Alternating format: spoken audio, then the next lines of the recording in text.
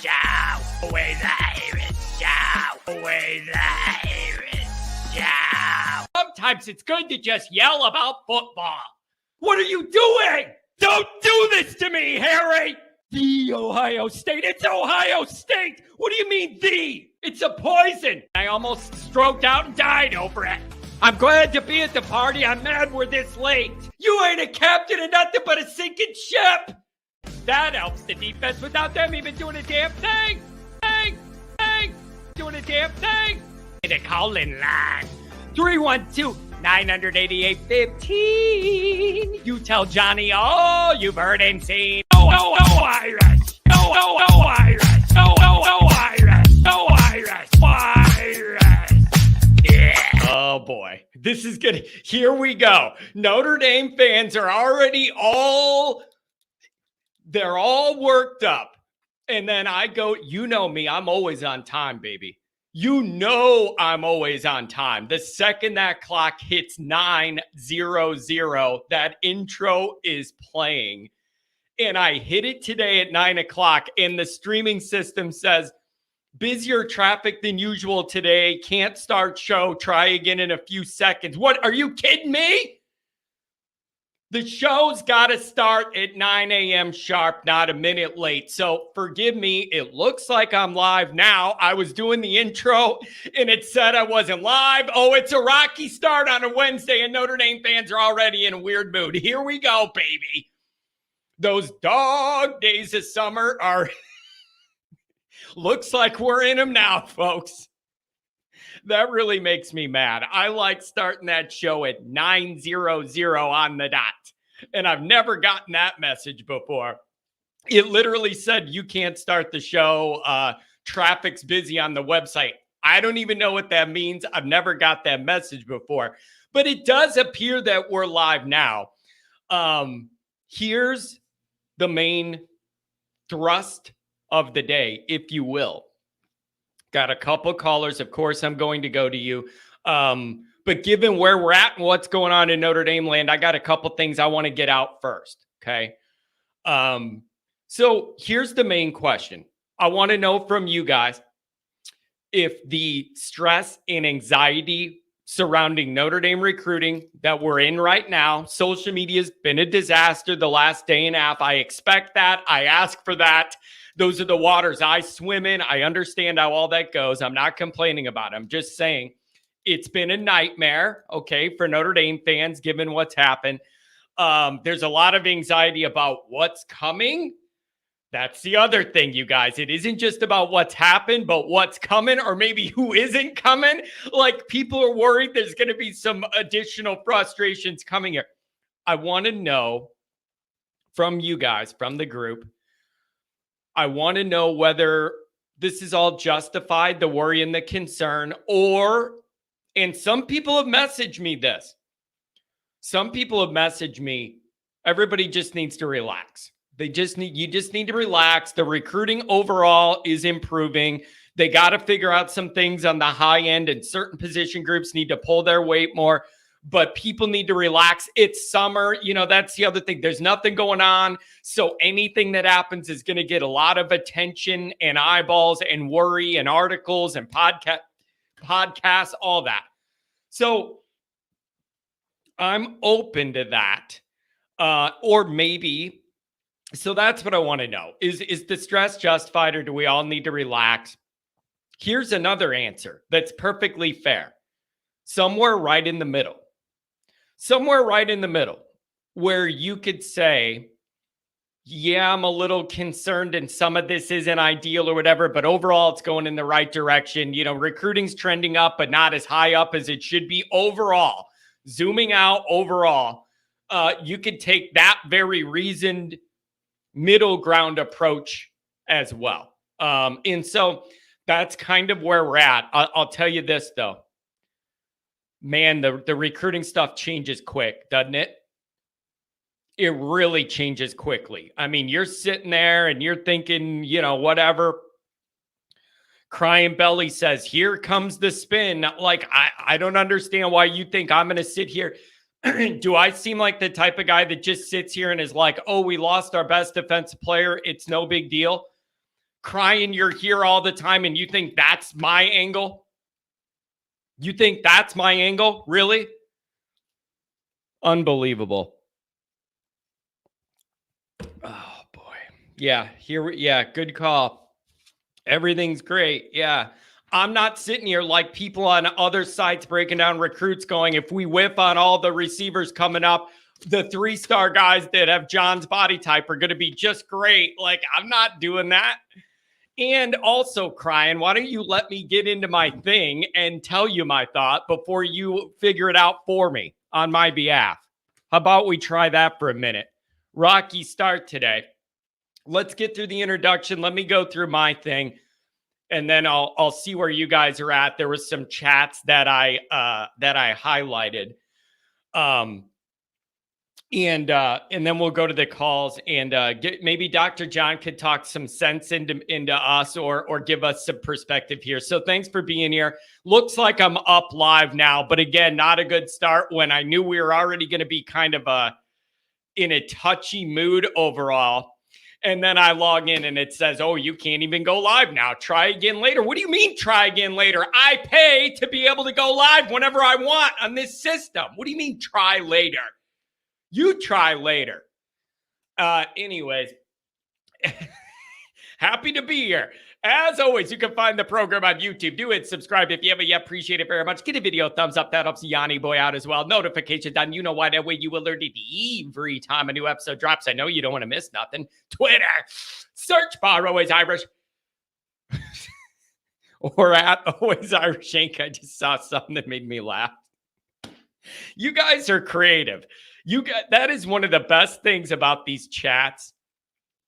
Sometimes you guys will put like obscure little things in there or frame it a certain way to where like, I don't think everybody gets what you're going for, but you know it's going to register to me because my brain's wired weird. And sometimes I totally lose my train of thought because whatever it is so good.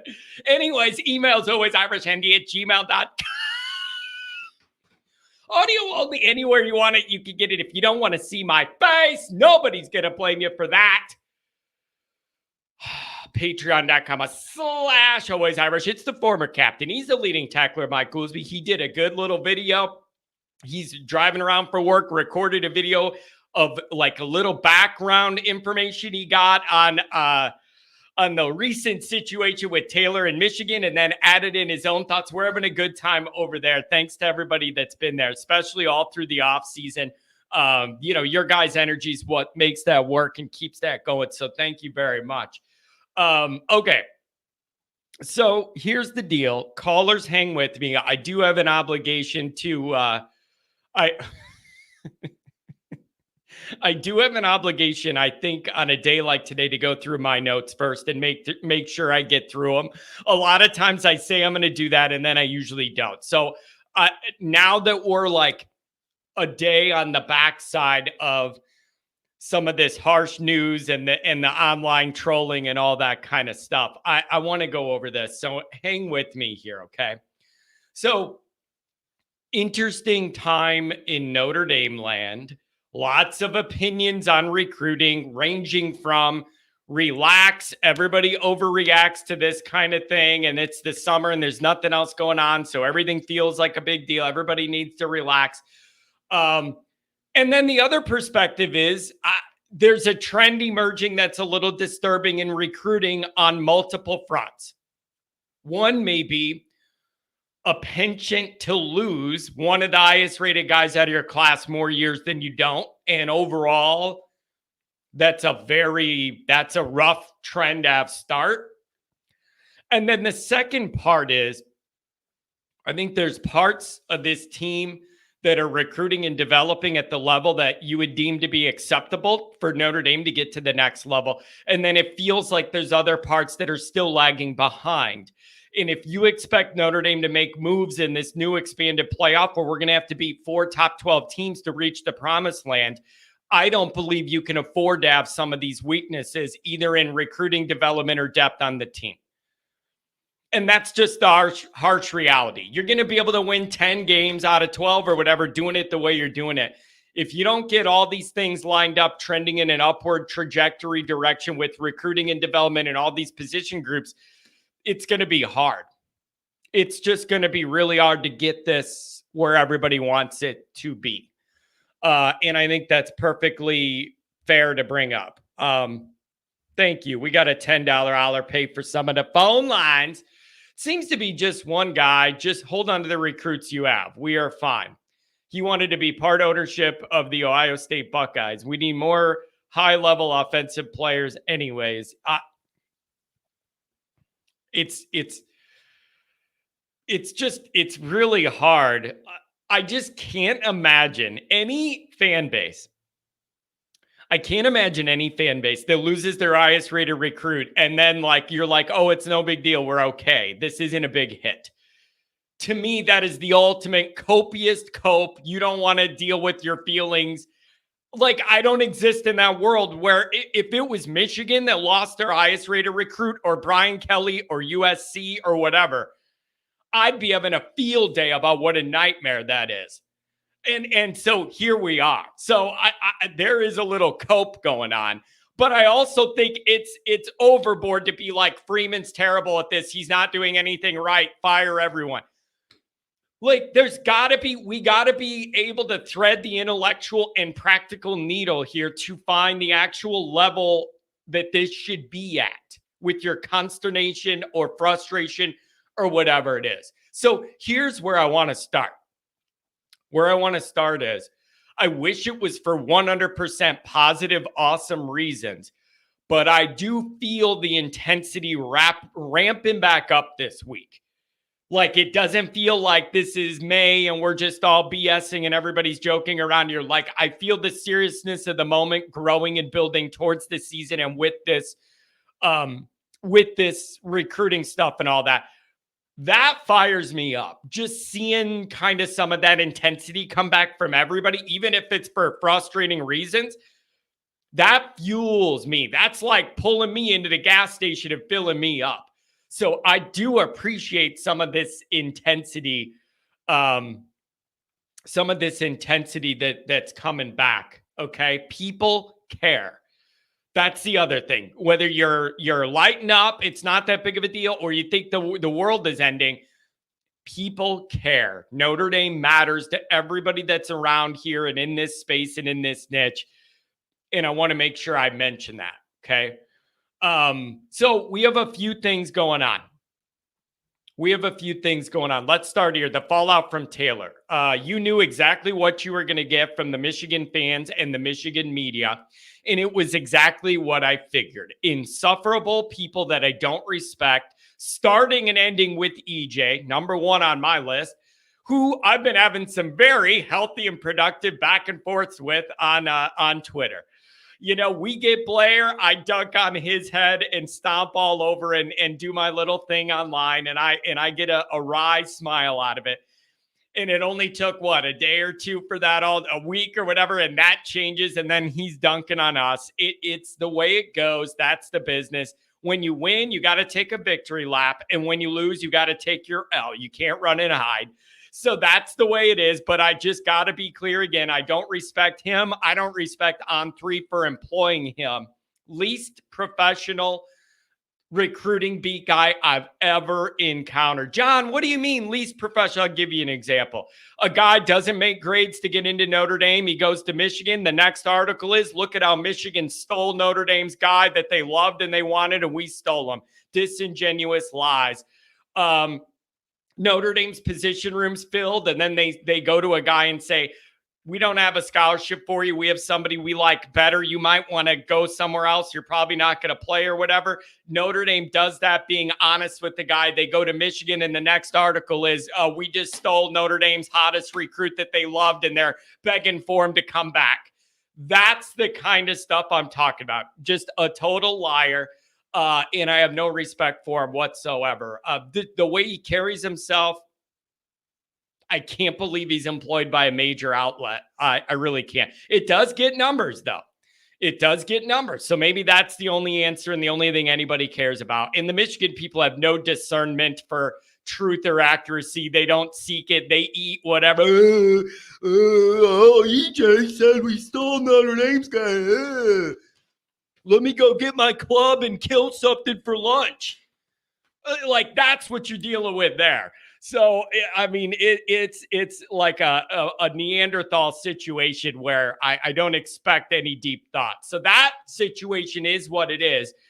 And you dunk on people when you can dunk on them, and you get dunked on when you get dunked on. And that's this life. That's that life out in these streets, bro. That's the life I live. I'm fine with it. Take your wins, take your losses. Here's my position on all this. I've heard a lot of people say we are fine in the secondary and we didn't even drop in the rivals team ranking and we all need to chill. And I did verify that. We were still in, I believe it was 4th place. But what did change is that point total for your class went down, obviously. That average and the total and all that stuff. But you were still sitting in that 4th slot. Okay. That's the short-term point that people have been bringing up to me. Chill out, relax. Secondary development's good. The recruiting's good overall in that group. We're going to be fine. Even if I wanted to believe that to feel better, I disagree, because more depth with more good players is better than less depth with less good players. Like, I don't understand. Like, I practically, I get what people mean when they say that. But if you take one more second to think about it, no, I don't want a -1 to get 1 and end up in the same spot. The idea is to build a deep team with a lot of talent and options all over. So, yeah. Oh, yeah. One secondary guy isn't going to ruin everything. Everybody relax. I know, but it's not that simple. More depth, better than less depth. More depth with more great potential players is better than less. No one's going to tell me that that's not accurate, because I know that it is. So that's a little bit of a cope to just feel better. Again, Notre Dame fans, you got to work this out in your mind. If this happened to any team we hate, Kelly, USC, Michigan, whatever, if it happened to any of those teams that we have a vendetta against, we would be jumping all over it, celebrating on Twitter, saying how bad that is for them. You got problems. There goes your top-ranked guy. So you got to be fair about that. And you can't not look at it that way just because it happened to us. And it's going to hurt your little feelings. Oh, man. Sly Fox says more depth is not good in a flood, John. Just saying. Yeah, that's Sly. I got to tell you, bro, you're pretty sly. Like, I don't know if that's why you created that screen name or not, but you're pretty sly with a lot of the things you say. You put things in here every day in that chat that I like. I really like. It's clever. Some old references to things. I like it. I like it a lot. So to me, folks, this is more about the bigger picture issue of more classes than not with Freeman. You're losing your highest rated players, or at least one of them. That is unsustainable practically if you want to get to the next, truly to the next level of like bottom of elite. That's unsustainable for you to be doing that more years than you're losing one of your top guys. It's just unsustainable practically to get where you want to go when you're suffering that big of a hit at the top. And then perceptually, there's no way around it. It's just a weak hand look. It's just a weak hand look to be sitting there with your bag empty and your main guy that's been in the class for months is gone. And just like that, he's all those days you log into 247. There he is. And then he gone. He gone, just like Hawk. He gone. Gas. He gone. So that's that. So my overall deal isn't just about one player. but rather the overall trend that stalls momentum. And there's no way you could say it doesn't when you lose your top-rated defensive player who's been committed for ages. How do you solve that problem? That's where I've been spending a lot of like the last day, like the last 12 hours I was awake yesterday. Like that's what I was thinking about. How do you solve this problem? How do you solve this issue? If it was truly just a one-off situation, I wouldn't be worrying and racking my little Irish brain about it. But since there is now like a trend of this, Keeley, Bowen, this situation, that's just tough to take. And I don't know whether the answer is there's something Notre Dame's not doing right, either with their messaging or what they're offering players, or they get them in the fold and then they don't maintain those relationships and guys don't feel wanted anymore. Like, I don't know what it is. Is it just simply the money other people are offering you and it entices them away? Like, I am unclear about exactly what the issue is. And the other reason it's very, very hard to answer the question of how do you solve this particular problem is each situation could be very unique. There could be overlapping trends that are like whatever that you could change if you're Notre Dame with your approach or your timing or your messaging or whatever. But without knowing all of those recruiting details on each of these kids and their situation and their parents and the discussions and their different considerations, I don't know how you could just like say, I have the answer to this without knowing all the details of all those different engagements. So that's the tough thing is how do you prevent this moving forward? Some people are saying maybe Notre Dame needs to back off on getting those verbal commitments so early the way they do. And then guys blow up in the rankings and then they go take their visits and then they go somewhere else. And Notre Dame was a good little spot to hang out as a backup. And then you could go if something better comes up. I also understand people saying, are you out of your mind? Like, are you out of your mind? Why would you not want a verbal commitment from one of the top players in the country, letting people know they like your school and you're the leader in the clubhouse? Like, I'm open to all of this, but without knowing the details of each individual situation, it's very, very hard for me to patently say, here's how you solve this. So I don't know. Now let's move on. So that's my deal with the Taylor thing. Let's move on to the next situation. Then I'll bring it up to the callers and we'll see what's cracking there. And then we'll come back to some notes and some chats. Okay. We got wide receiver commitment dates lined up. And it's very Ohio podcast. Good morning, Eric. How are you, buddy? Last day before vacation. Good for you, brother. Good for you. We in the middle of all the stress about Taylor and all the people sending me all the memes of Freeman getting shoved in a locker by Sharon Moore. And I understand some of my video got chopped up and it's making the rounds on Michigan Twitter and on their boards. They chopped up some of my video I did on this. Again, hey, man. Traffic's traffic. If I'm going to be frustrated and mad, I may as well get some content run out of it. I'm going to be mad and frustrated anyway. So you may as well let me get some clicks out of it. But I did get sent. I saw where they clipped me up and they're laughing at me getting mad about this all over the Michigan airwaves, whatever. It's all good, baby. It's all good. In the middle of all that, and everybody trying to figure out exactly what the realities are and just how concerned to be about this situation. Then you get news that these wide receivers that we've been heavily after for a long time wanting to commit, they all end up lined up with dates to commit. Meadows, July 13th. Tanook, the Crook, Hines, July 15th. Robinson, July 18th. So then this news breaks on Twitter.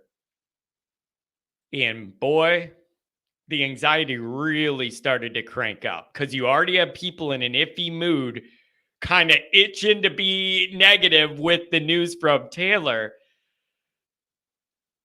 And wide receivers a spot where Notre Dame needs to get 2 out of the 3 of these guys at a minimum. Notre Dame needs to get 2 out of these 3 guys at a minimum. I don't know if anybody in Notre Dame land's sure about what the exact realities are on this. I don't know if you're going to get any of them. I don't know if you're going to get 1 out of 3, 2 out of the 3, none out of the 3. I don't know. But if these are like guys you've been after for a while, names that this fan base knows and is familiar with that have been pumped up and talked about at all the podcasts and the recruiting breakdown shows. If you strike out, strike 1, strike 2, and not Hawk Tua. No, what a great punch out. If you're an umpire, like when I umpired junior league and senior league, I used to literally sit there before the year and think of what I wanted all my sounds to be on the strike. What are you going to do? Some guys don't even just say the word. They just go, like whatever you're going to do. Hawk Tua. I like that. I like that a lot. Hawk Tua on strike 3. I like that. If Notre Dame goes 0 for 3 here, and there's already the blood in the water from the Taylor fallout, buddy, you got issues. This is a pivotal little period here where Notre Dame's at. Rumors galore, boards galore. The people I talk to are like, John, I don't know what to tell you on these wide receivers. John. I just don't know how it's going to go. I don't feel confident one way or the other. Or wouldn't you like to think if Notre Dame, usually when Notre Dame knows they're going to get a guy and they set up a commitment, the staff knows before, and then that kind of leaks, and then the recruiting people say, we feel pretty good about this. I don't know where we're at. But if it's 0 for 3, I don't know what to tell you. Mike Brown, I don't know. I see people still blaming Chancey Stuckey. Like now, blame him for something before, but like now, I don't know what you want him to do. He's out recruiting these guys. So this is a pivotal little period here. And if you could land 2 out of the 3 of these wide receivers, and let's say you could land 2 out of the 3 of these receivers and then get Boateng and Faremo. Oh, I saw that, Chief. Yes, I definitely saw that. If you could get 2 out of these guys and then land those 2 linebackers, I think people will chill out a lot and the class will rise back up in its points and everything, whatever. If you whiff on these wide receivers, it ain't going to be pretty. Jay Lehman, good to see you, man. Have a good day, buddy. If you whiff on these receivers, get ready for RKGs and body like me's. There you go again. RKGs and players with John's body type. You know what you don't win in the expanded playoff with? RKGs and guys like me's.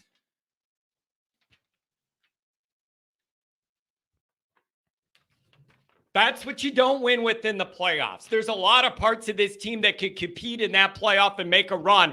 I'm getting sick of certain parts of this team weighing it all down.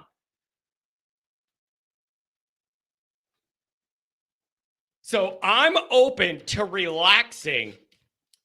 And letting this wide receiver lineup do their announcements or whatever. But if you whiff on these guys, some people put it in the chat, and I agree with them. Do not believe what the recruiting people tell you that comes next. Don't believe it. They're going to pump up to you an RKG that wasn't on the radar at all and is really lowly rated, and they're going to tell you they're awesome or whatever. We're done with that. That's not good enough to get Notre Dame where they need to go. You need a real, actual ass skill guys out there. You just do. So if you whiff on all these guys, they're going to start spinning it and telling you that all those 3-star guys that no big program are awesome, and they're going to get those, and it's going to weigh down the class, and they're going to tell you it's fine, and it ain't fine. If those guys were so damn good, they'd be the first wave of receivers Notre Dame's after, not the backup plans. So don't fall for it. Do not fall for it.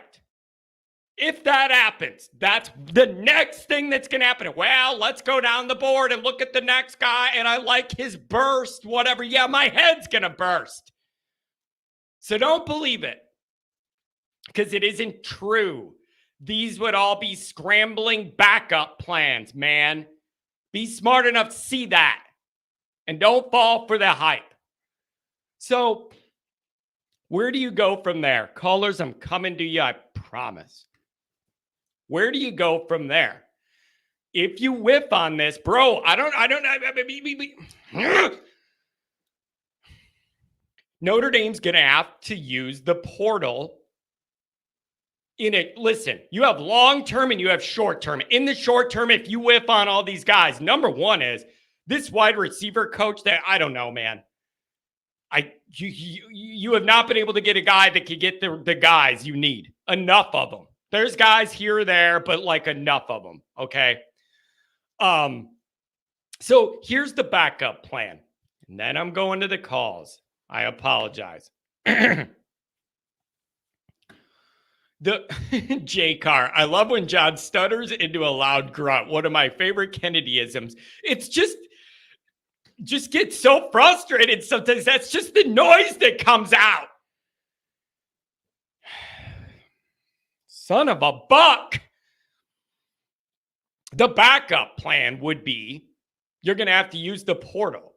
So theoretically, you're not going to need to go to the portal to get a quarterback again and spend $1 million or whatever to lose 3 games again, which, you know, you can do with a lot of quarterbacks, lose 3 games in Notre Dame. So you're not going to need to go do that and spend all that cash on a quarterback next year. So then you're going to have to use that money on wide receivers and probably, I think, a D lineman. That's what you're going to have to do. And you're going to have to spend more than market value to land those guys. And it's just what you're going to have to do to get by. But those are Band-Aids. Those are not reliable long-term solutions.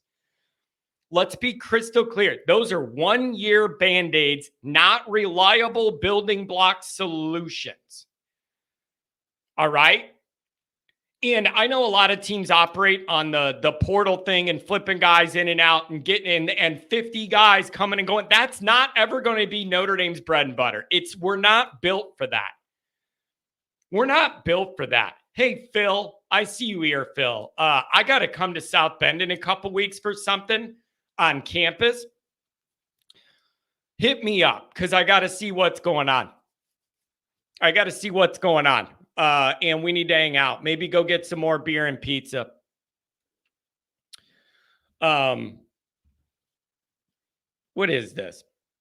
Are you serious, John? Way too intense, man. Crazy people who give up a guy who's been here 6 months. Remember when you said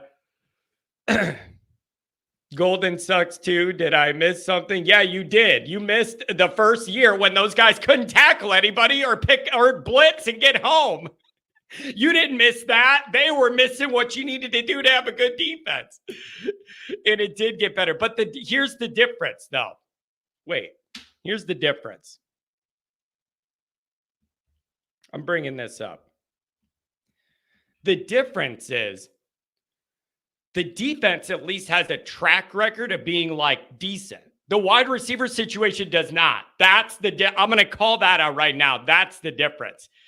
You like whatever leeway you gave Al Golden to get the defense set or whatever, you still knew relative to the whole program, the defense was a strength. The wide receiver thing's been a problem for a very, very long time. That's the overall issue. That wide receiver thing's been a problem. Been a problem for a really long time. So that's something that just hasn't gotten figured out enough. Now, here's the next thing out of my mouth. Run a real offense out there. Win a bunch of games. Involve the receivers. Let them do stuff. Maybe that'll up recruiting right there. Like, we need to be honest about it. What have you seen from recent Notre Dame offenses? If you're a receiver, you're like, yeah, dude, I got to go there. To do what? Watch Notre Dame run it into a wall on the first 2 downs and throw it to the tight end over the middle of the field on 3rd and 8 every time? Yeah, dude, I'm a wide receiver. I'm really excited to go do that and do a half-ass block on the edge and then stand there. You can't, like, do you really expect a lot of guys to be lining up to play in that offense that hasn't focused on the wide receivers, don't have quarterbacks that can get the ball to the wide receivers?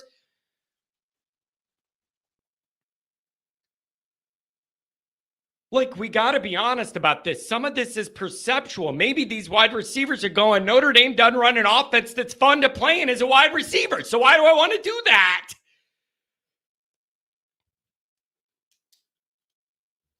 Like, I put myself in the spot of like a 6'5", 4-5-star wide receiver, and I got all these different options.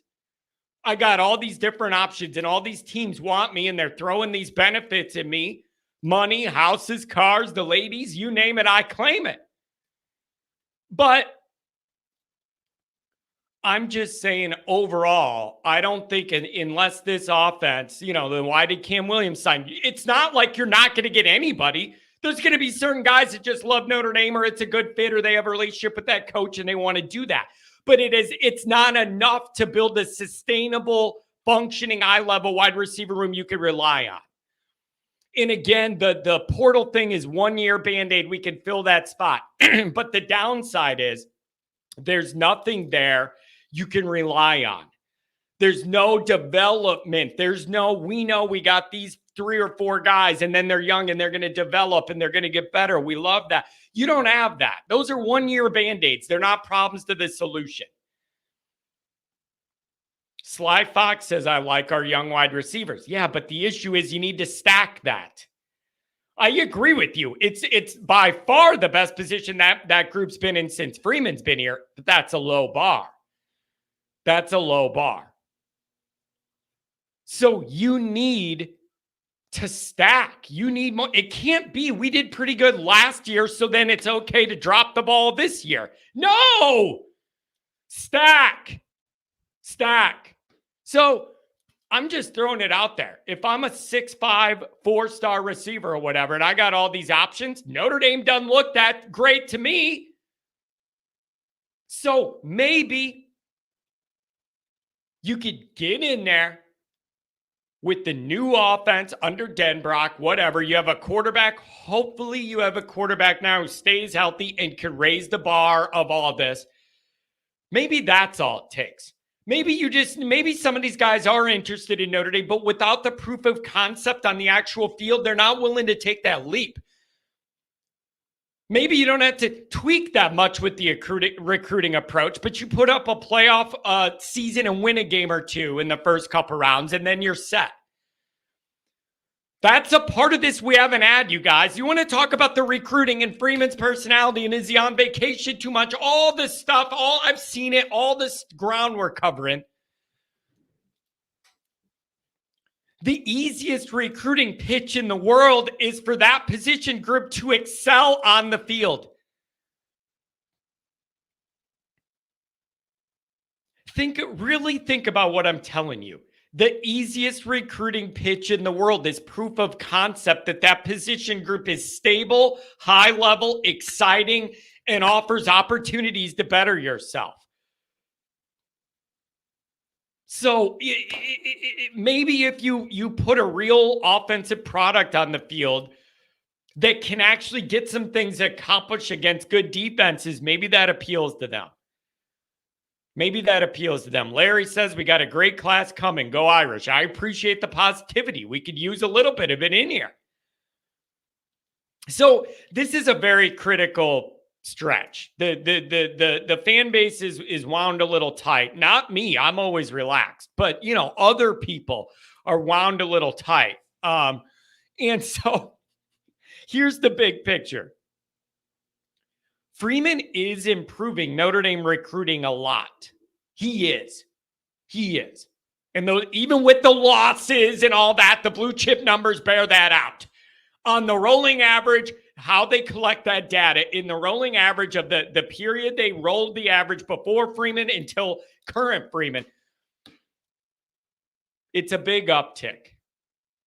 So overall, yeah, the talent's getting better. Recruiting's trending in the right direction. There's going to be more depth on the team. I agree with all that.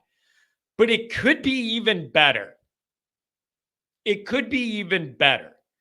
You're getting to the point where if a few more things could click, you're starting to see where you want to be. But you got to have a couple more things click, and they can't fall behind. So the recruiting is improving, but it could be a lot better. It could be a lot better if a couple things got sorted out. Let's be crystal clear about this. The goal now is elite. Are we all on the same page there? Everybody needs to understand that's the level I'm comparing what's good enough or not to is elite. You want to talk about a playoff team and Notre Dame hosting a playoff game and being in it every year or whatever. Elite is the goal. 10-2 is not the goal. Like pretty good's not the goal. Like, no, we've been there. We've done that most of my adult life. It isn't good enough. Nobody's happy with that. So the measurement here is elite. You got to have some of these things not lag behind and catch up. So you got this decommitment, and then depending on how these wide receiver situations go, this is either going to lighten the mood a whole lot and buoy us back up, or it's going to send a lot of this fan base into a tailspin. You just can't whip a receiver like this and think you're okay. You just can't do it. And like we said before, do not believe whatever names they're going to come up with. If you don't land these guys and they're going to try and sell you, do not believe it. Do not believe it. It's just going to be, oh, I see this guy in the flash and it's the traits and this and that. No. These were the guys. And if they need to pivot lower, it's RKG Central, bro. And that's just not going to cut it. It's not good enough. So Mike Brown, whatever you're doing, I don't know, whatever, who needs to do something, but put a real offense on the field, be your best way to recruit some skill talent. Put a real offense out there that uses wide receivers and lets them shine and lets them show their skills and showcases them a little bit. And you could whip the ball around to them. That's the kind of offense wide receivers that are 4- and 5-star want to play for. Not 2 runs into a wall and then 3rd and 8, hit a crosser to the tight end and hope he gets first down. That's been the staple of the Notre Dame offense against the good teams we play. Oh, I could picture all sorts of exciting passing plays against Navy, the Fighting Drew Pines, where everybody's 4 feet tall.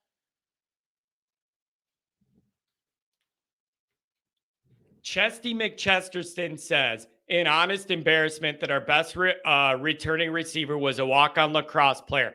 I've been saying that for a year. Hi, Angela. Good to have a Rudiger here. Love you. Yes, I've been saying that even last year when people were like, this Faison thing is the coolest thing ever. And I'm going, yeah, it's awesome for him.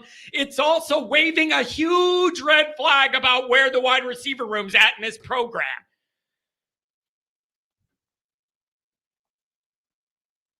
It was great, a great story, like the Rudy revival, whatever, you know what I mean? Like, oh, the walk-on, and he does good at Notre Dame. Yeah, that was awesome for him, and it's a cool little news story. And when they won the lacrosse thing, they could show the football highlights, and we all loved that and everything. But, dude, it's Notre Dame. It's Notre Dame. You cannot have walk-on lacrosse. You cannot have guys on lacrosse scholarship that walk on to football being the most reliable guys. You just can't. Nobody's buying it. Nobody's buying it.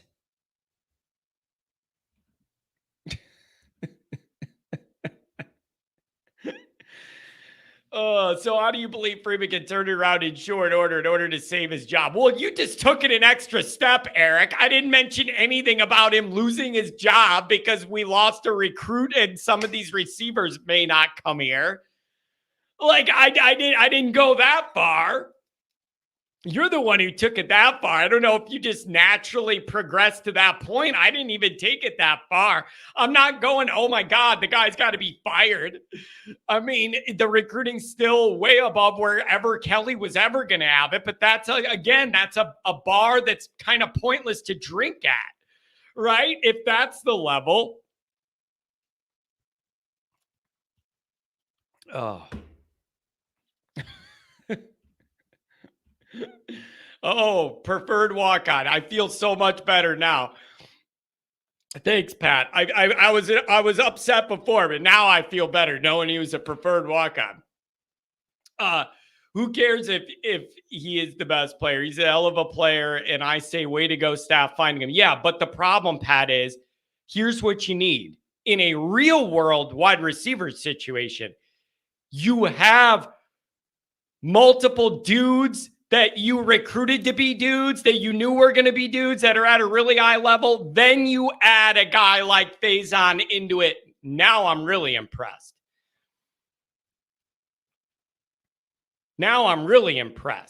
Like, it's almost like rewarding the staff for not doing a good enough job when you find a gem like this on accident. It's almost like, how much am I going to reward them? Because the only reason we're in that position is because we didn't do a good enough job. And they kind of lucked in that this guy is that athlete. So I'm just saying, in an ideal scenario, you have a handful of guys that you love that are really high level. Then you add in a Faison, and it's just like throwing down that ace. You know what I mean? Like, that's the kicker. And he needs to be the bonus thing, not the main thing. Does that make sense? I love the whole Faison thing, and he's got a way about him. He's got a way about him to wiggle and get open and make. He's got that little juice. You know what I mean? He just makes things happen. I love that. But in an ideal world, that is an added in bonus, not your main thing. That's all. Why can't he be the main guy? I don't think he ain't. If he's your wide receiver one and you line that up against other teams' wide receiver one, I just don't think that's the same thing. I don't know. I'm just saying it feels like they kind of lucked into that and then they want credit for it, but it almost credits them for not doing a good enough job. That's what I'm getting wrapped up on, Pat. So I don't know. I don't know, man. But I do love it. I do love everything about Faison and how he plays, and I'm glad he's on the team and all that. Nobody's going to convince me the wide receiver situation is good enough. No cope, no false hope. You're not. It's not in a good enough place. Oh, man. Anyways, I don't know. Listen, I'm not trying to crap on Faison. I think it's wonderful what he's done. And I love seeing the lacrosse team do well with him and everything. And I love what he provides. And he's got that little it factor, whatever. But I'm just saying that's not how you drew it up. Do you understand what I mean? That's an extra thing that worked out for them, but it wasn't planned. You need to be good at the stuff you're planning, meaning recruiting and doing all this. So I don't know. You can tell me if you agree or disagree or whatever. Andrew, I'm letting Dr. John do his thing, and then he'll hit the road. And then since you donated, you'll be the first up, and then we'll cover everybody else as well. Dr. John, I'm sure he's going to calm my nerves, brother. You've been around a long time. I want to know. Oh my God. I tell you what, I'm sitting here listening to you and looking at this chat, and I just am so thankful that I grew up in the age of stone tablets and we didn't have all this technology out there to drive everybody insane. I know. You know, The social. I used to listen to the game on Saturday, Yeah. and if we lost, nobody talked to me till after Mass on Sunday. Yeah. And then the stone tablet would arrive and tell you about the game. And maybe you'd get another stone tablet during the week. But you didn't have all this garbage on the airways to drive you totally nuts. Yeah. And Dr. John, you should see Twitter. Twitter is, I mean, we are getting dragged by Michigan people, and they're just like, this is just how this stuff goes. But I've been taking shots left and right by Michigan media and just getting nailed. And it works everybody up, and then everybody's mad at everybody, and we're mad at our own people. We're mad at their people. We're mad at it's wild. But I got to admit, like, some of that energizes me being in that mix, whether it's good or bad. It's just a part of the deal. But it's a different world, man. It's a very different world than when that blue and gold used to arrive, hitting the patio, and then you would see what recruits you got when you opened that paper and read it. Gone are those days. I swear, if we had all this stuff when I was in my insanity mode, I'd be in a padded cell right now. I am already. It's called my studio. It's my studio. I got the padding on the wall. It's right there. You can see it. Oh my God, Serenity Now. Yeah, there you go. You know what? I need an advertisement agreement with Serenity Now. Wouldn't it just be perfect? And you could we'll make a commercial of all my freakouts and me turning colors and yelling. And then it's and then I use Serenity Now, and then just show me the most relaxed guy ever. I like that. It's a good NIL deal for me. Oh my. Well, the chat people and Connor stole my main story today, which was the wide receiver room. I was going to say, hey, let's stop worrying about that. Look at the anchors we've got in there. On one end, you got Tyler Buckner, and then on the other end, you got the MVP of the Sun Bowl. What more do you need? Yeah, listen, Dr. John, I really don't know.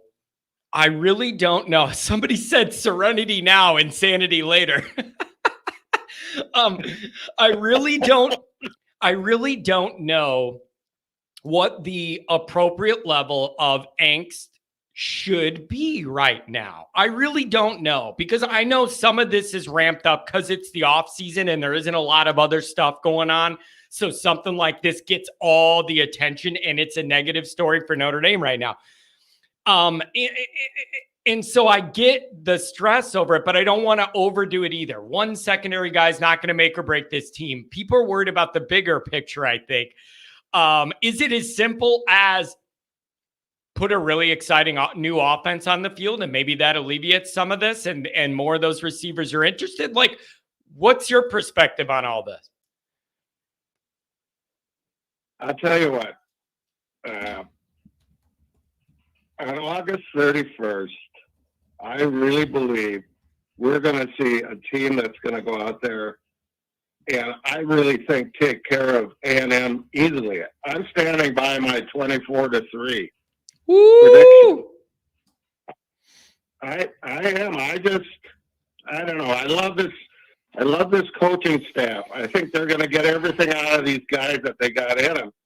And I think we've got enough. I really do. I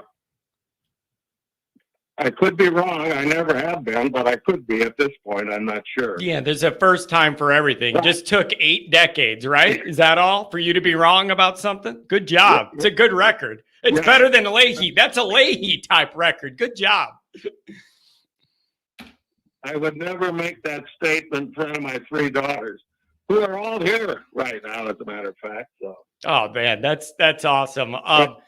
So Doc, I don't know. I don't know. And then you got to understand though, if these receivers that are all lined up a few days in a row, the 13th, the 15th, and the 18th, if we do strike 1, strike 2, strike 3 on our main 3 receiving targets left, Dr. John, you're going to be entering August, and this whole fan base is going to be wound real tight. That's going to be a bad look.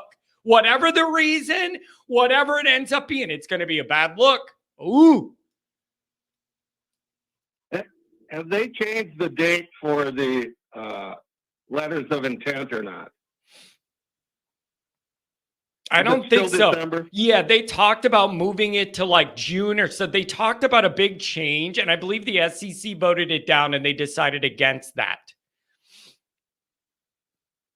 Okay, so we're not going to be sure of anything till December, right? Yep. Okay. So let's go with what we got. I think Denbrook's going to do a great job. I think this coaching staff knows what it's all about. And I'm feeling pretty good about it. Yeah, it's oh man. I don't know. Yeah, it's. I think the realities on all this are somewhere in the middle, and that's very, very frustrating. Somebody's saying they moved it up by 2 to 3 weeks this year, so it's in the same time frame, but moved up a few weeks. I'm being told in the chat. all right. I think the reality is probably somewhere in the middle. And I do believe overall Freeman, the recruiting under Freeman is rising, and the numbers bear that out. I talked about that rolling blue chip average. Depending on what they do to fill out the rest of 25, you're looking at a 15 to 18 to 20% jump compared to the rolling average before. That is notable. That's a big deal. I know some people aren't going to accept it or like it or want to be negative about it. The talent is improving, the depth's improving overall. I'm looking at I want to get to that next level. It's never enough for me. Like, I want us to, it's doing good. It could be a lot better. That's where I'm at. Like, it's doing okay, but it could be a lot better. And that's the goal. Well, and I think that's coming. I think it's coming. Put a good season on the field.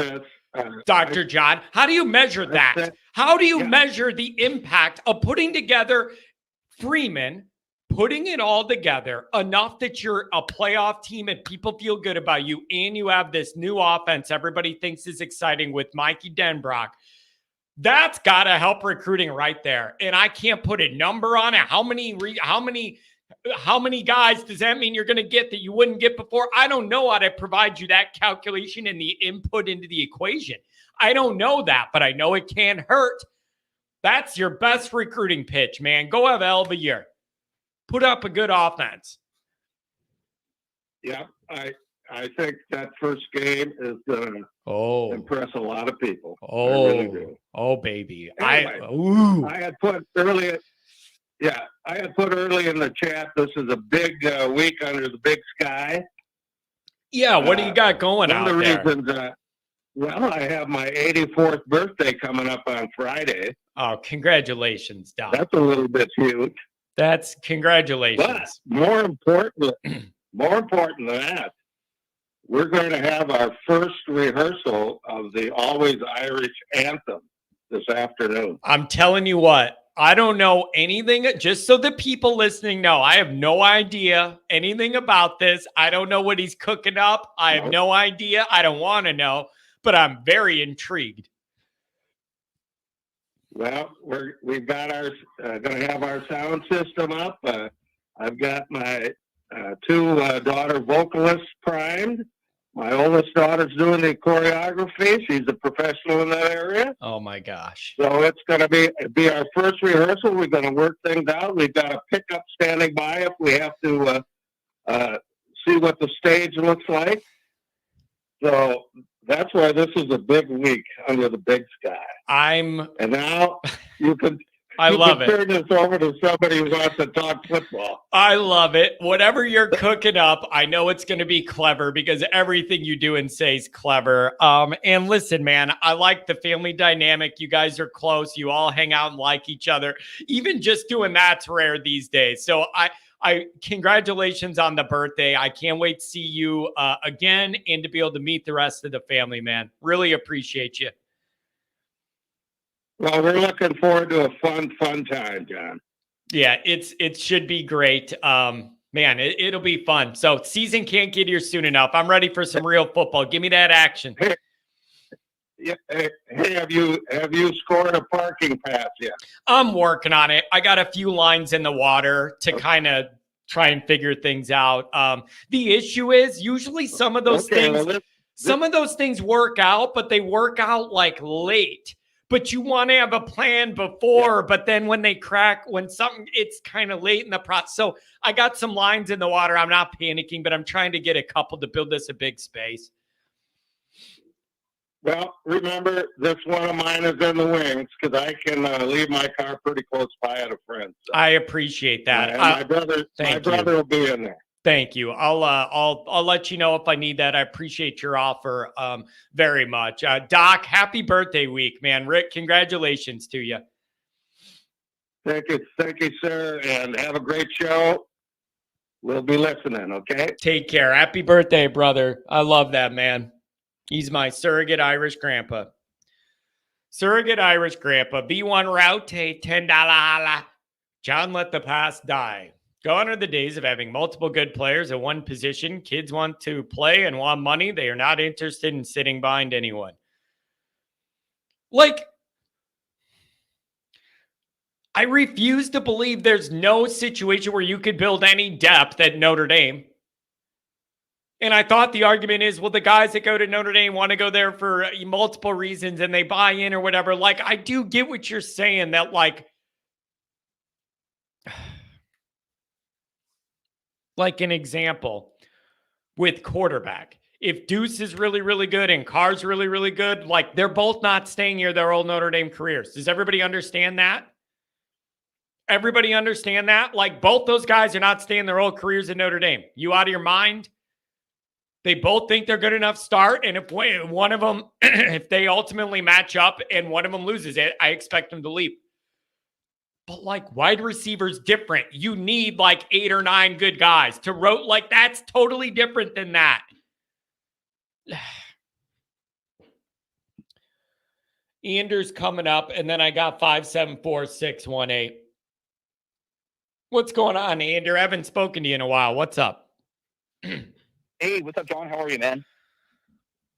Yeah, I'm fine. I mean, you know how I am. I'm a little wound tight. I'm resisting the urge to go back and forth with the Michigan people and just take my lumps and let it ride. You know, like, it's one of those weeks, man. Yeah. Well, I think that there's really 2 different storylines going on with Notre Dame, which is, there's a lot of, I think, positive stuff to talk about for the, for this season, the 2024 season. And then I think, the recruiting storyline is totally different. So I want to separate those two because I'm very bullish about what Notre Dame can do this year in the regular season. Yeah. But I do think it's important to talk about recruiting and talk about how Blyberg in the chat really kind of stole my thunder. I mean, I think he said it poignantly. He said, what's the point of Freeman if he's not a monster recruiter? And I think that's really important to emphasize because we can talk about marginal increases in recruiting rankings and celebrate that because that is an important thing. But at the end of the day, like, I remember back to, December of 2021, when he got hired, it was on the premise that he was going to keep things rolling and Notre Dame was going to continue to contend for, playoff spots, and that he was going to take recruiting to a whole nother level. And I think that, it's just my opinion, I think that there's been I'm not going to sit here and paint a picture that Freeman isn't a good recruiter. He's clearly done a great job with quarterback recruiting. He clearly has identified the right guy for the secondary. He's done a great job with the secondary recruiting. But I think what really kind of bothers me is if you bring up some of the cracks in the armor of the recruiting classes, a lot of the Notre Dame websites will just bite your head off, and I encourage all of your listeners to join Patreon because I feel like Mike Goolsby is much more unvarnished on Patreon. And he agreed with a lot of my criticisms of Freeman's first class that he gets credit for, the 2022 class. So I want to just say that I see some fractures in what's going on with recruiting. Firstly, the wide receiver room. I think Freeman's original sin there was he made a bad hire with Chancey Stuckey. I mean, Stuckey could obviously recruit, but for whatever reason, he could not get along with Freeman and his staff, and so he had to fire him. And so if you're a wide receiver recruit, you're looking at a Notre Dame team that's had, 3 wide receiver coaches in 4 seasons, and you're putting nobody in the NFL. I mean, you can sort of understand why they're struggling there. Number 2 is I think that any championship team starts sort of up front with their defensive line. And I know Notre Dame has struggled over the years to recruit at a high level at defensive line, but we've taken some chances on some top players and that have already not panned out. Plus we have a coach who's totally unproven, who does not seem to be able to, at least in the first 2 years, show us that he can develop young talent. So I just think, and then the last thing I would mention is the coherence. Like, I think there's not a coherent recruiting strategy. And what I mean by that is that there, in my interactions with Mike Goolsby online, we talked about, like, defensive back this year is an elite for class, and we can talk about Ivan Taylor if you want, but I'm not that heartbroken over losing Ivan Taylor, especially since they got Blair. But, like, if you look at their defensive recruiting, I would argue their most impressive job that they've done is recruiting linebacker. Okay, they keep just stacking these awesome linebackers, yet they play a defense where only 2 linebackers get on the field at one time, and they're essentially wasting guys like Junior Talamaka.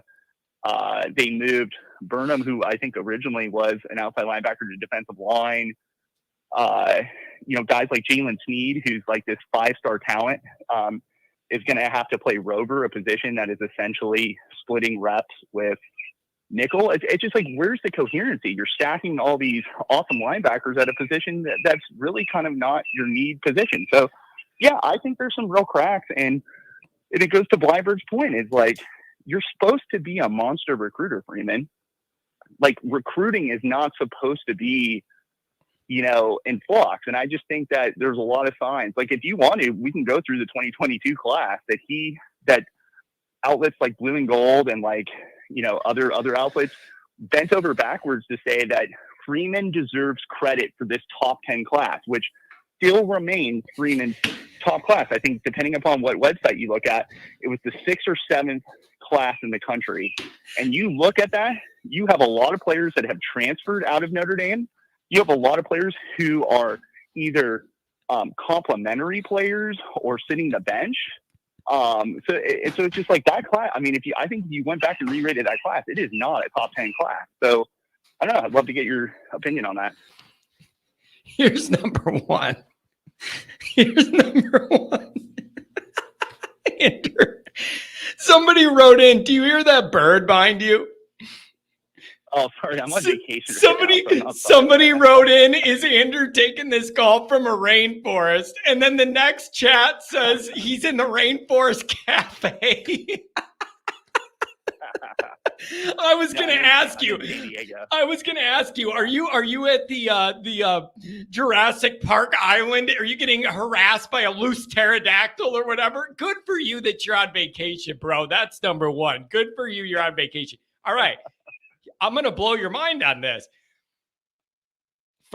We line up on a lot of this stuff, Andrew. Like, I gave my little speech before I took the calls, and I said, I feel like overall that recruiting is trending up, but it's not nearly as up as it could be and what we wanted it to be. And there are certain parts of this that do feel a little disjointed, and that they're not all trending up as much as the other areas. How do you fix that? Like, Andrew, that's where I get stuck with. Like, I agree with what you're saying, and you identified D-line and wide receivers specifically. And those are the 2 things that I pointed out, saying you might have to Band-Aid it up on the portal and give that quarterback money to those guys to fill it in. I agree with you. How do we go about figuring out what the issue is? That's what I don't. It's easy to say, oh, I thought Freeman was a great recruiter. We're not exactly there, so it's got to be better. I don't know, unless you're behind the scenes, what's turning these guys off or what we're not doing right or what Freeman could change. I just don't have those answers. What do you think the answer is? It can't just be, hey, Freeman, you got to close. Like, I got to think deeper than that, and I don't know where to go with it. Yeah, well, one thing, and this is just one man's opinion, right? I'm not a college football analyst, but, I wonder if they made a strategic mistake hiring this guy Brown.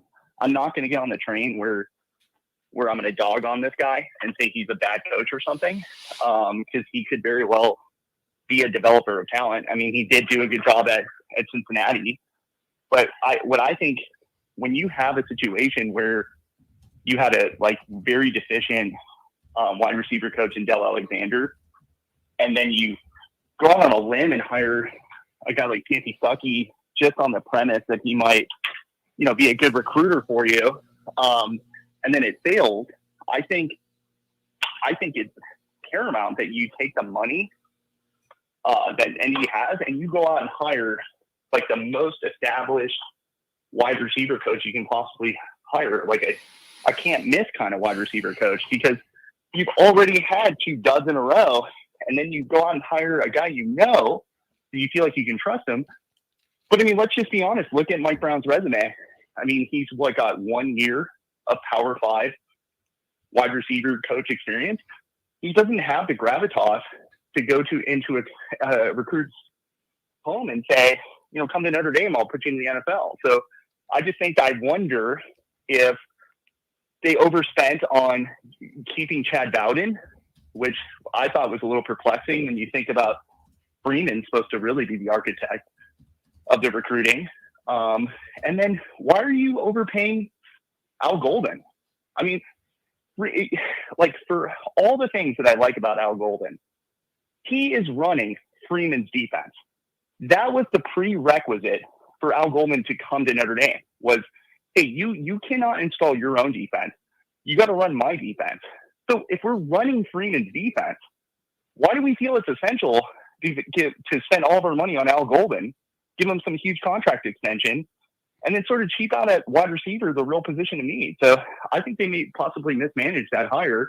Maybe he'll end up being a good coach, but it's not paying immediate dividends. Yeah. So. And then are you feeling we got those 3 wide receivers lined up to commit? I mean, do you have any reading on any of these other than everybody I talked to is John, I don't know, but I'm not hearing anything for sure good, but you better hope it's a coin flip. It's just not a lot of positivity, but nothing surely negative either is what I'm getting. What are you getting? Here's my hot take. I am a member of multiple boards. I eat, sleep, drink Notre Dame football. We've noticed. And what I have found over the since the Freeman era started, which was this, these boards always were homers for Notre Dame, of course, because that's who they cover. But they have just gotten rid of all of their, if they had any sort of journalistic integrity, they've totally gotten rid of it. And to a man, each one of those boards, said we were looking good for all 3.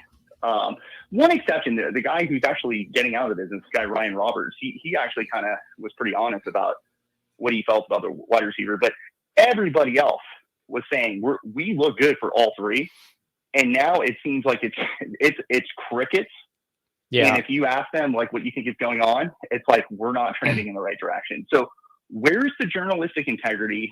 Get off your ass and start talking to these recruits. If you're going to make me pay for a service, don't just print whatever Notre Dame's, recruiting room or coaches are telling you, because I think there's just way too much of that going on, and we're not getting the straight scoop, because all of a sudden they're starting to trend. I saw a post this morning.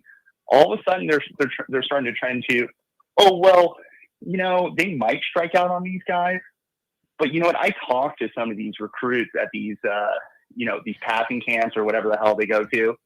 And, because of Notre Dame's lack of production, you could sort of understand why they don't want to come to Notre Dame. It's where was that article 6 months ago?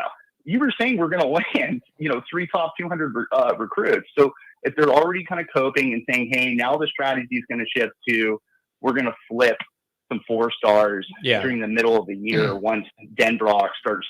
And it's like, good luck with that. How successful is Notre Dame then at flipping? Yeah, it's a good point. 200 recruits. Obviously, they flipped Minchie, but that was a pretty rare situation. I get the idea, but it's a lot of, you got to kind of see that to believe it. But in theory, that makes sense. And then that leads me to the final thing I wanted to ask you. And I do appreciate you on vacation, still caring about Notre Dame and watching the show and joining.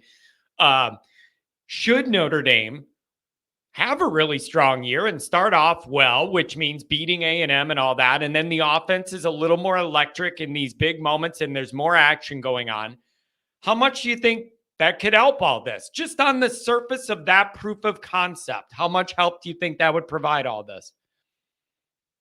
I don't know how to measure it, Andrew.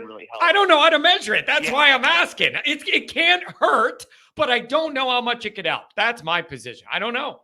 See, I think what could help them, it's my belief when it comes to recruiting these players, because we've started the recruiting cycle so early with these people. Like, we're recruiting them when they're 8th graders practically now, that it's pretty hard during a short period of time to flip somebody based off of like results on the field. I mean, if that was going to be the case, why were we able to sign anybody after like Ohio State or Louisville? It's like, well, because these guys were committed to the relationship they made with their coaches. So I think it's pretty tough.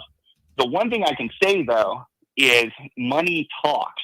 And so if Freeman goes out and beats Texas A&M and beats Louisville, and then we're like, what, 8 or 9-0 going into Florida State, you don't think that this booster base would be fired up and saying, hey, you know what? Let's pay for some recruits because this guy Freeman's got this train rolling. That's how. I mean, why do you think Oregon flips guys at the 11th hour? It's not because Dan Lanning is a smooth talker. It's because of Nike. It's because of Nike. Bill Knight drops a bag on their head. So yeah. So also, so I think that's one way they can flip. People are noting that Golden is running his defense, not Freeman's. You're getting jumped on that. Well, he's calling the plays, but whose system is it? That's the bottom line. It's sort of like saying, I'm trying to think of a good example of an offensive coach who doesn't, like Andy Reid. Like, remember during the year, I think one of the years he said, hey, I'm going to let Bieniemy call the plays or whatever. So it's like, no, that's Andy Reid's offense. Okay. So that is Freeman's defense. And I bring that up only because if it's Freeman's scheme, and we already saw Freeman have like a top 20 caliber defense when he was calling the defense, we don't need to invest a ton of money in a defensive coordinator who's not even a very good recruiter. You know what I mean? Like he's sort of minding the shop. Like, we're going to pay him. We're going to give him a 3-year extension because he blitzes a lot. It's like, you know what I mean? Like, I think Mickens could easily be doing the defensive coordinator job and having the same amount of success. Like, man, I just can't. Golden. Yeah, I know. Yeah. And the other issue that's coming around the block is you're going to lose Mickens. That's the other thing, right? Like, are you going to lose Mickens because you don't? Mickens is clearly. It's very awkward. It's very awkward because you like Mickens those defensive numbers, but you don't want to lose that young guy. But that's kind of rough. That's why I'm not overreacting to Ivan Taylor decommitting. It's like,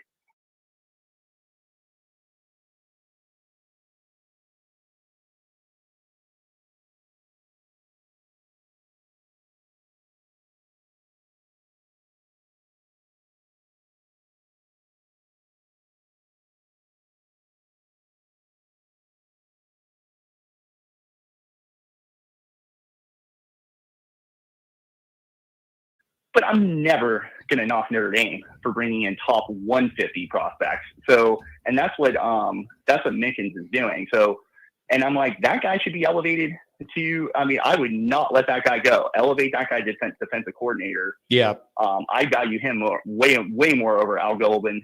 And people are so prisoners of the moment because these same people who are defending Al Golden last offseason, we're saying Al Golden stinks and trying to blame Al Golden for losing Justin Scott. So it's like, I've been very consistent with my messaging. And then the last thing I would end on is one thing that I think that might help with recruiting is if you aren't going to put out these huge NIL packages, they need to be more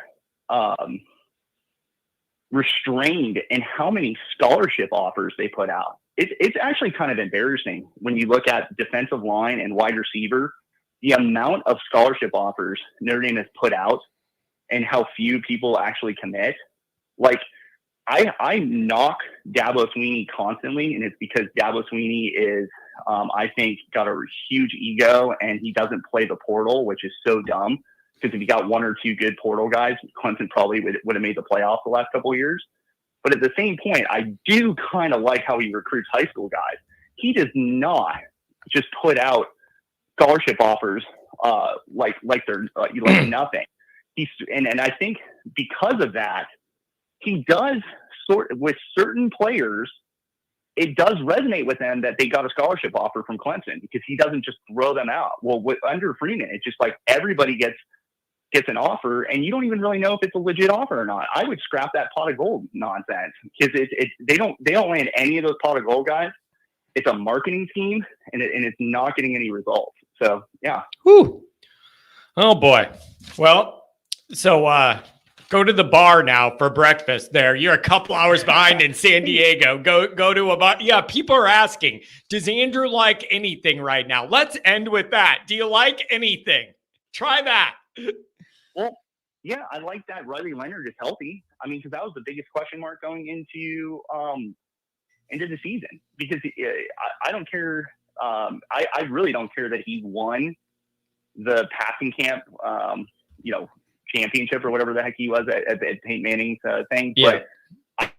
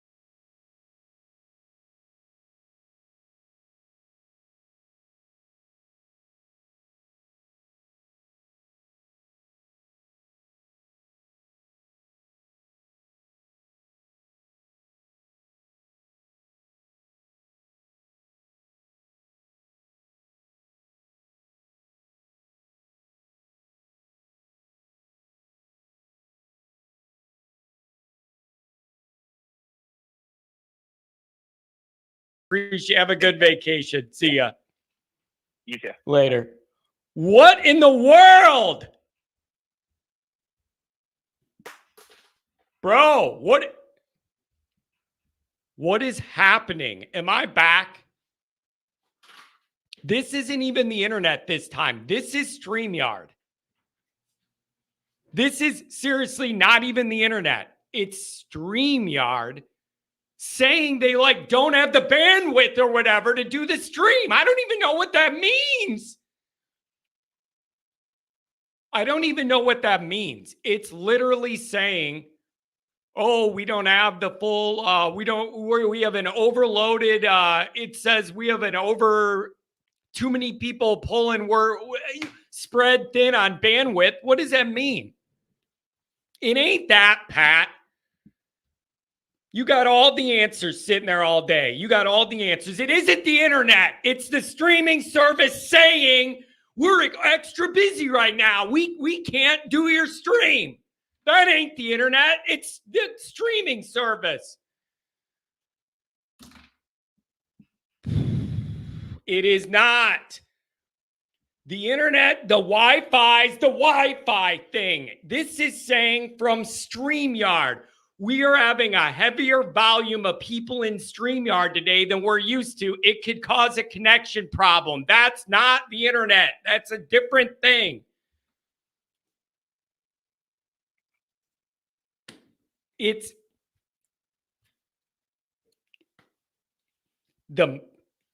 saying we're extra busy this morning and we don't know why. Things might be slow. I don't know what that means. It's technically the internet. Pat, are you trying to make my hair fall out?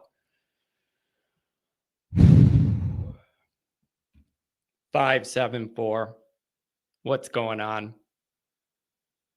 Hey, John, how's it going? It's good. I'm trying to figure out what the reality is. I'm trying to figure out what the balance needs to be here. I'm trying to figure out, I'm just trying to figure out the realities of these situations. I am not sure whether we're overdoing it or if the frustrations are all accurate and it's summer, so everything that happens gets magnified. What's the reality of this?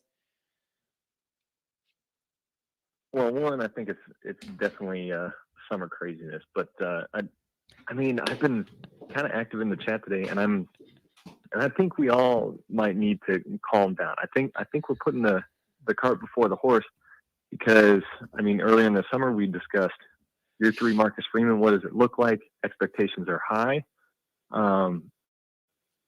Played year 3 yet, and with the, I guess, kind of national reputation we have, which is good but not great. You know, we're getting worked up over decommits, you know, from people that we think that we deserve, and to be honest, we may not yet, just because of where we are with the success, or I guess lack of, that we've had so far.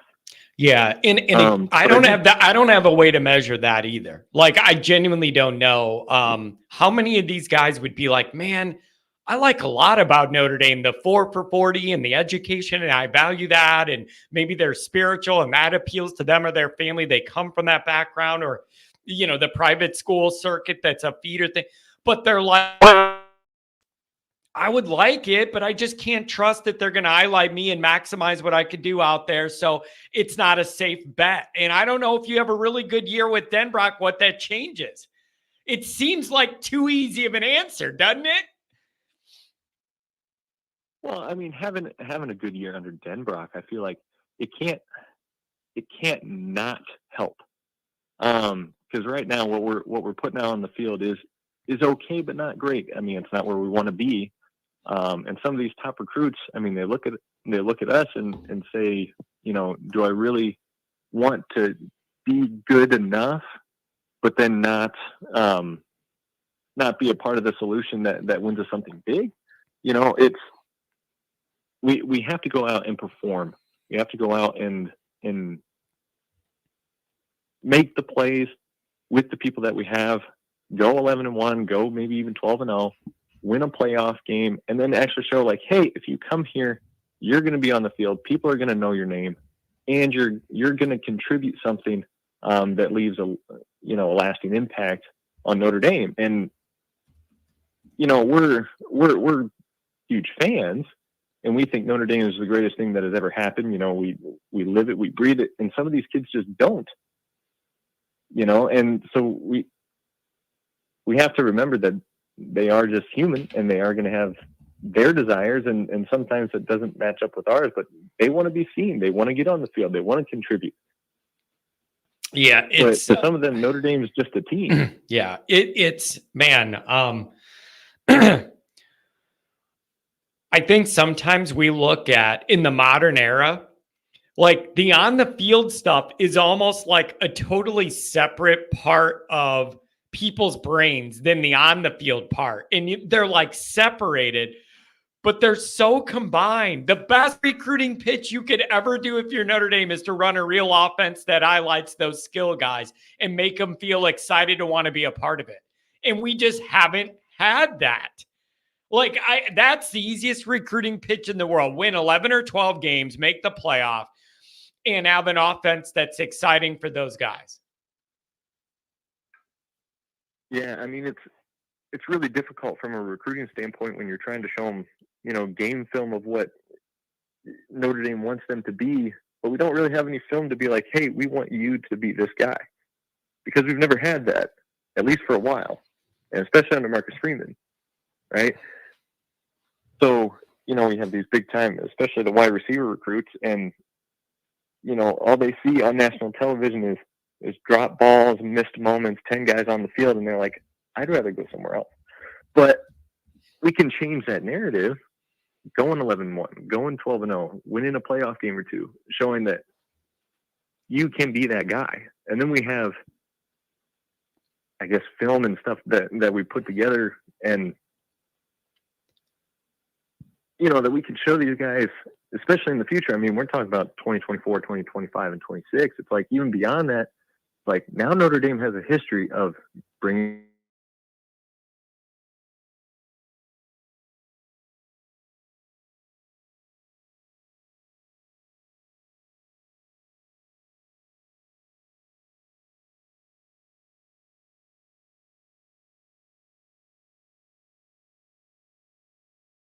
or see me, they can at least hear me. I'm getting really annoyed with this. Now I think it's the internet and the streaming thing. It's just a bad day. Sorry, man. I don't mean to interrupt you. No, you're good. It's probably the hurricane. I mean, the only reason I'm calling is because I have a day off from the weather. So yeah, you know what? You bring that up. It is weird when when I've had some of these stream problems, there's always a storm in the area. Like, always. Most of the time I have those connectivity issues. It happens to be when there's like lightning in the area. I don't know if the lightning whacks out my Wi-Fi or what, but it's getting annoying. Sorry to interrupt. no, you're good. And then just a real quick thing about the whole Taylor decommit. It seems like we're trying to have it both ways. Because we're trying to believe that either Notre Dame is who we think they are, like going into 2024, that they're going to be really good, and in the future that we're going to go on a good run here. It's like, well, if you really believe that, then maybe we don't need Taylor. Maybe we have the guys that we have. But then on top of that, people are also panicking because they think, well, if we don't have Taylor, then we can't go on this big run. It's like, do you believe in the team or not? So I think we are who we say we are. We just got to put it on the field first. And then we'll start, deserving recruits, and actually deserving, not saying that. You know what another part of this is? Here's another thing I just thought of, and I don't think I brought it up yet, but it should have been brought up. You're talking about, like, if we put a real offense out there to these guys or whatever. Here's the other part of it is you got to have better quarterback play. I would think some of these guys would want to play with Deuce Knight out there throwing them the ball. Like, how do we get to that part where it's like that's an appeal for Notre Dame too? Because you have a quarterback that could get you the ball and like is exciting to be out there with. We haven't exactly had the most reliable case there either. Maybe that could change. Well, not only that, I'd say we've recently shown that we can take a decent quarterback and maybe even possibly make him worse. So that's why I'm encouraged to have Denver. That's reverse recruiting. Yeah, I mean, there's the bright side. There's looking at the bright side. And it's, like Sam Hartman is who he is, and yeah, he could have been okay, but you can't tell me that Parker didn't have any responsibility in what we would kind of say is his downfall. Yeah. You know what I mean? So now that we have a real OC that can call some plays, that has faith in his guys to actually sling it around a little bit, I think that title start to turn. But I mean, recruits are only taking a look at what we've done, and what we've done so far isn't terribly impressive. So I can't blame them.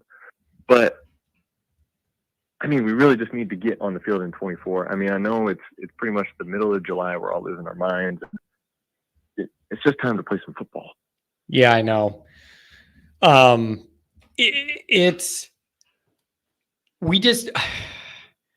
We need some good news. Can we pull out 2 out of the 3 of these receivers, and then we're feeling good, and then maybe both of those linebackers, we're trending back up. People are in a good mood. Then camp starts, and then we just go. There's the best case scenario. I just drew it out for you.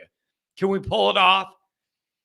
Well, let me ask you this. What do you think is the chance that, does Notre Dame have a better chance of getting 2 of these guys or 0 of these guys? Probably. I don't know. It's a good question. It's amazing how the stories change, though. Oh, John, I'm feeling good about this. I'm feeling good about that. This and that. But when it gets quiet, when it starts getting quiet, I start getting nervous. And when my people that give me info are like, bro, I don't know what to tell you, that's not a good sign usually.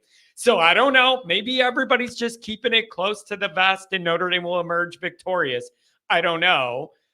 But I don't know. We'll see. We'll see, man.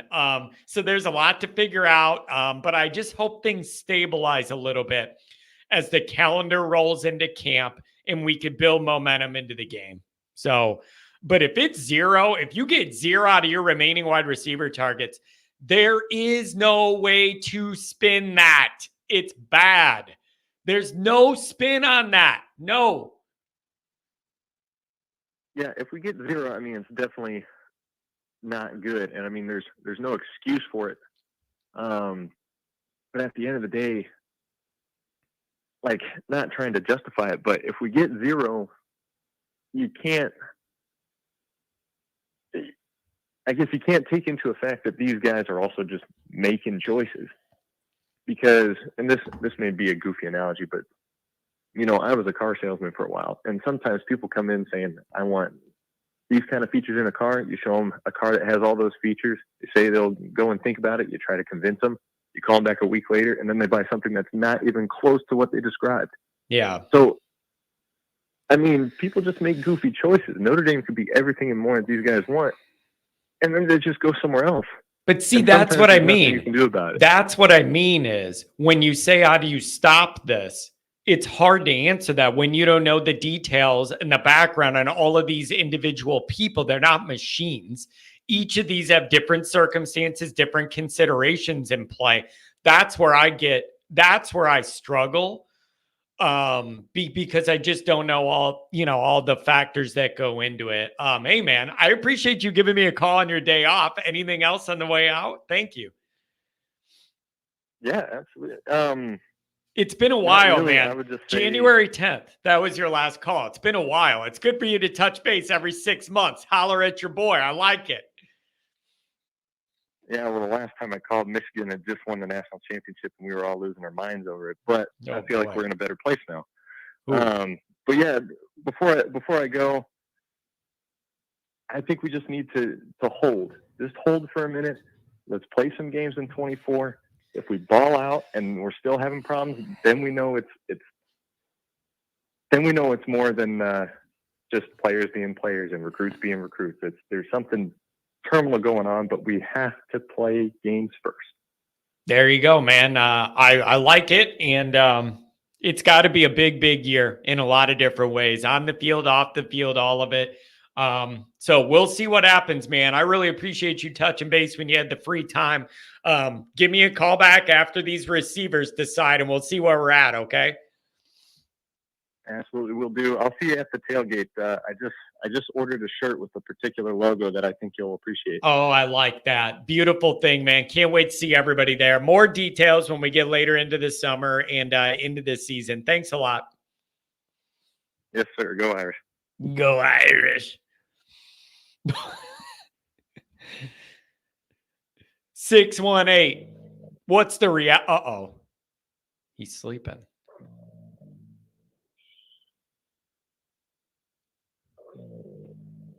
This is how exciting the Always Irish show is.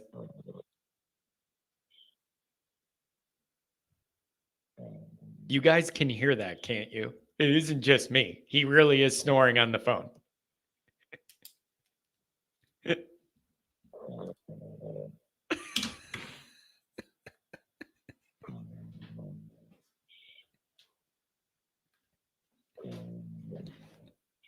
It's like, John.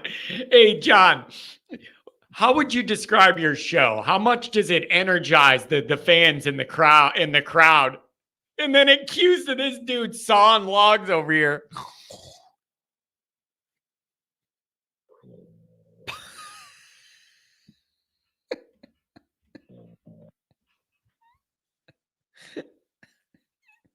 I'm telling you, between the streaming thing, the discussion we're having today, the internet, I'm telling you, I'm still convinced these are different problems.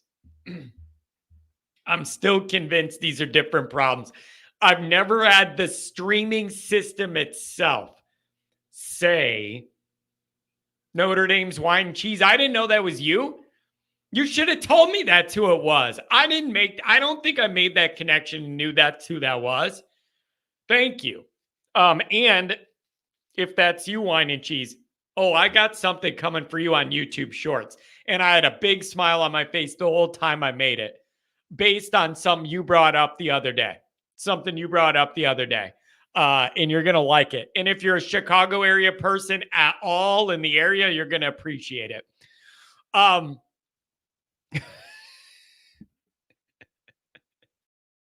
Never know what you're going to get here, but maybe I do need to hook up them permanent wires or something before this season. But here's what I don't understand.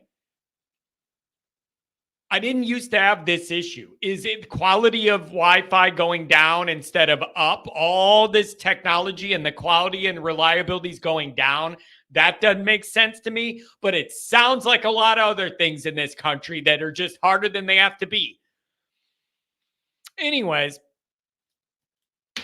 I don't know where this leaves us, you guys. I don't know where this leaves us. It's just a little uncomfortable, a little in the middle. Pump Bacon says, so Michigan's not getting penalized. Apparently they were talking about, slap on the wrist, nothing's going to happen, whatever. I don't know. My prediction the entire way was you're going to get down the road away from the story with Michigan and the cheating thing. You're going to get, and then they win the title. So there's that pressure on that group. Do you have the balls to actually take a title away? Tell them those wins or losses from when they illegally got, whatever. Here was my prediction. I'm so cynical and I do not trust the NCAA to do the right thing or whatever. My thought would be, you get down the road. It's not a media story every day. People aren't losing their minds over it. The heat dies down, and then the pitchforks kind of shrink. And before you know it, nobody's making a big deal about it anymore. We got a bunch of months behind us. Maybe we just slap them on the wrist with a little, whatever.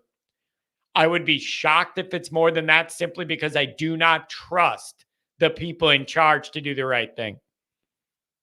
I just don't. I don't trust it. Andrew says I wouldn't worry about the Michigan post Harbaugh. Moore's going to implode 3 years tops. The problem is they got the one they couldn't get. It's just like the Cubs to me. They got the one I never wanted them to get. Nothing else matters. That's literally it. The Cubs got the one I never wanted them to get, and Harbaugh got the one I never wanted them to get. And you can't ever take that back. It doesn't matter if they don't win again my whole life. They got both of those groups, got the one that you couldn't get if you're me. Both of them. It's a worst case scenario. They'll live off it forever. So they both of them teams got the one. I just couldn't have them getting. That hurts, John. Best night of my life. Irish Cubby. Well, you got a good name for it.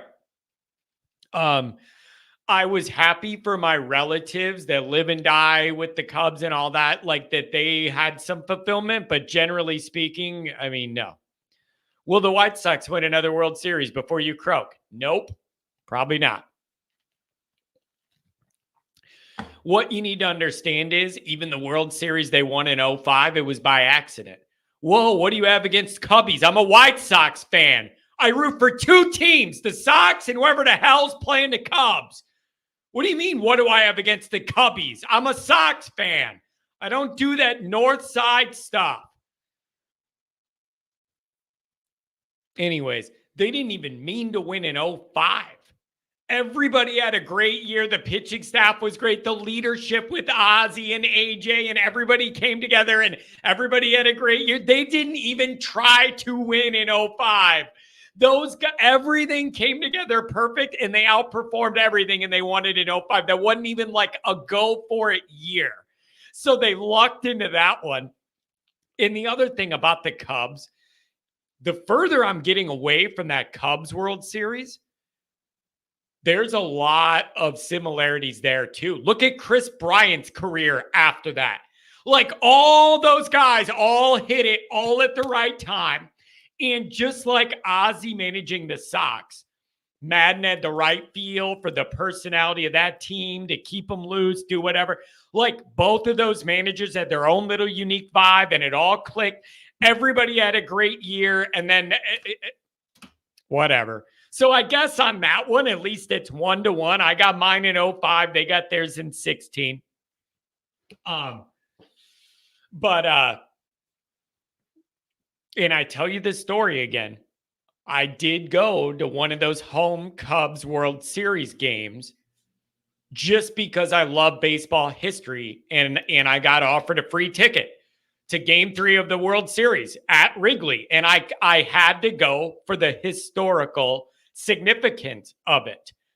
I didn't wear no Cubby stuff. I wasn't cheering for them, but I was there because I wanted to feel that moment of history. I understood what that moment was for the city and for the Cubs. And it was wild. Oh, Jay Carr, you have no idea. You have absolutely no idea what that year was. We went 4-8 on the football field, and the Cubs won the World Series. It was literally one of the worst sports years of my entire existence. Just unbelievable. Unbelievable. But that's just the way it goes. That's just the way it goes. Man, October baseball is so great, though. October baseball is just so great. I know this is off topic, but are you heading to the Indiana ND game in September?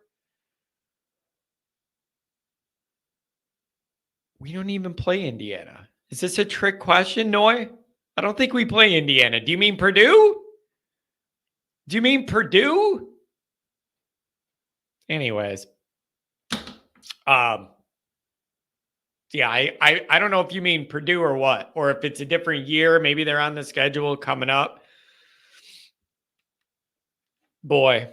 All right, you guys, this show's run its course. It's been a rocky road today. Internet problems, streaming problems, football problems, recruiting problems. I'm agitated.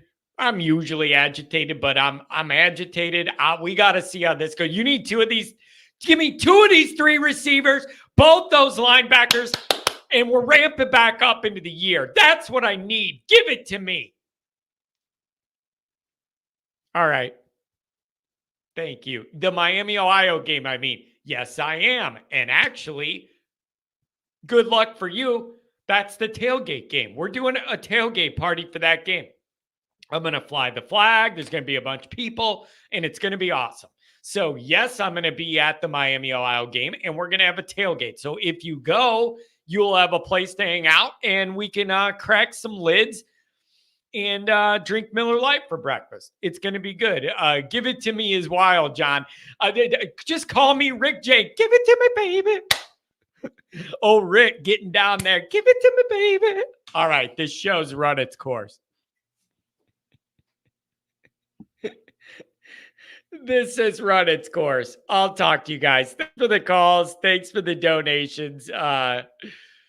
Meadows to Bama is my guess. Yeah. I mean, dude, I don't think you would lose money over the years if you said there's a great skill player. Where's he going to go? Notre Dame or Alabama? I think you could make a lot of money picking that.